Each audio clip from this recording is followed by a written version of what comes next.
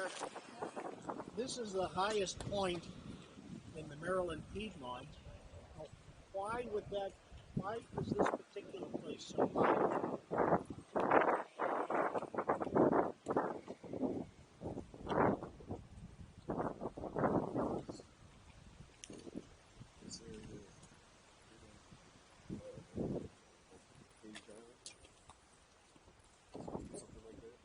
Something like that. I think you've got the right idea. You're just not phrasing it very well.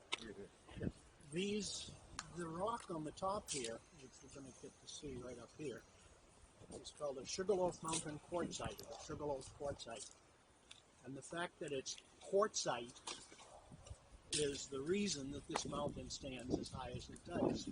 Because quartz is hardness 7, hardest of the common minerals, and is also very soluble and destructible in terms of chemical attack. So the surrounding rocks are a lot less resistant, and they've worn down, leaving this mountain to stand higher. So it's not that this has been uplifted any more than any of the other rocks around here. It's just harder. You get to see it right here at these rocks at the top. In the meantime, one of the things I'm looking for is on the flagstones along the path here.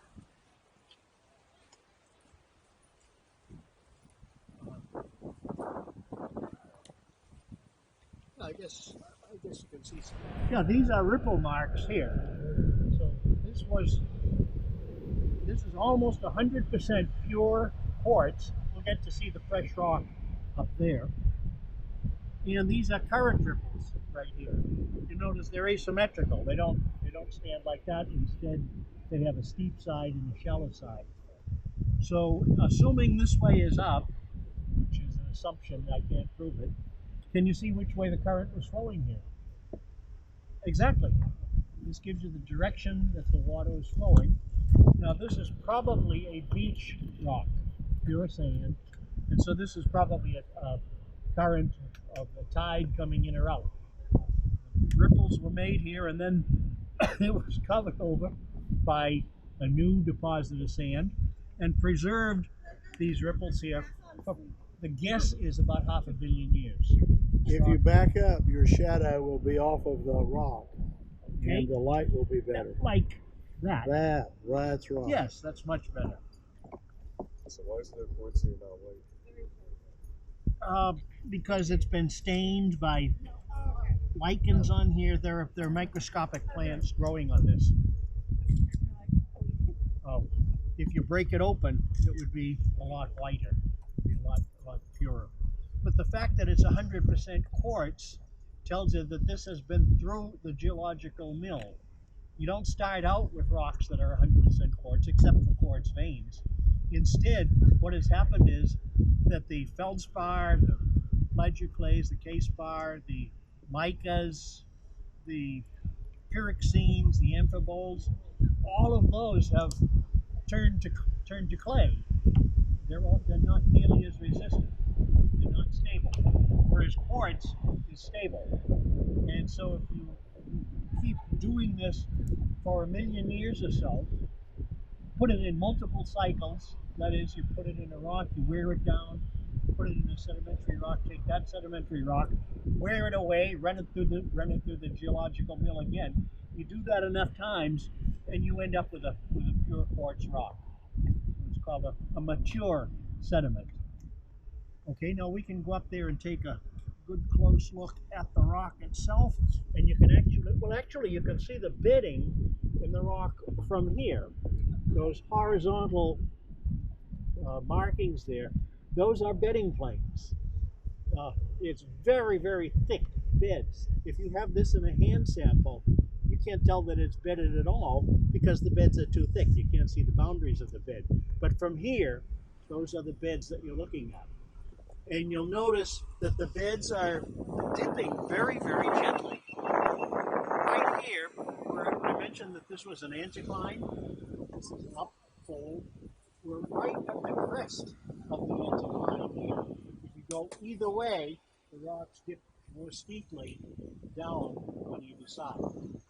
So, since this is the crest of the anticline, and the anticlines are oldest at the middle, these rocks are here also. The fault that I mentioned earlier, between Montgomery and here, actually, if we're here, it'll be up in the air. It's been going up in that direction. I'll find it again where it's been folded over. And it ends up being fairly complicated because after it was folded over, it was pushed some more, and this part of the fault, which was originally pushed in this direction, now has been pushed back in the other direction because of the folding. So the structure here gets just a little bit complicated, which makes it fun if you're trying to work it out. Okay, let's go on over and take a look.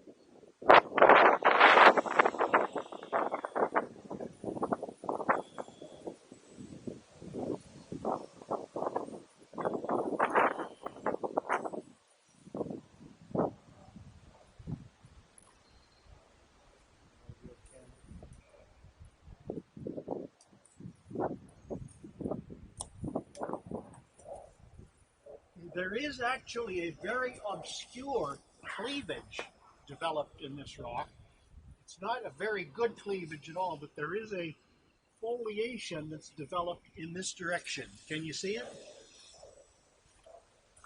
Here's the bedding here, and the foliation is this vertical structure here. There are no sheet silicates in this rock, so it's not developed the way a foliation usually is, but it's development of sheet silicates.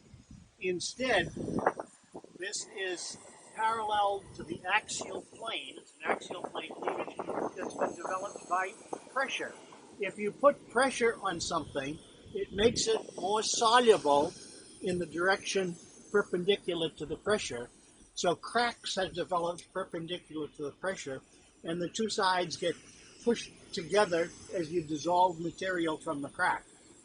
It's not a very good foliation at all. This rock does not split well at all. However, you can see it in here, and this is the best place I know of to see pressure cleavage developed, solution cleavage. Okay, let's go up to the top and take a look out over the valley.